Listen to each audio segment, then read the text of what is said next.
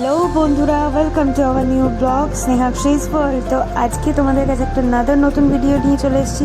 মুখ চোখের অবস্থা খুব খারাপ, যেটা দেখতে পেয়ে গেছো, আর শরীরটা খুবই খারাপ লাগছিল, কিন্তু তবুও আমার বাবার বার্থডে ছিল, তো তাই জন্য রাত্রিবেলা যত রাতই হোক আমি চলে গেছিলাম। মানে সত্যি এতটাই শরীর খারাপ ছিল যে যেতে চাইছিলাম না, তাও বাবার জন্মদিন বলে কথা শেষমেশ বললো চলো চলো নিয়ে আমরা সবাই মিলে চলেই গেছিলাম। আর এখানে বাবা কেক কাটছে, ছোট্ট করে বার্থডে সেলিব্রেট করেছিলাম। তারপরে দিন ছিল 15ই আগস্ট, হ্যাঁ আমার বাবার 14th আগস্ট বার্থডে ছিল।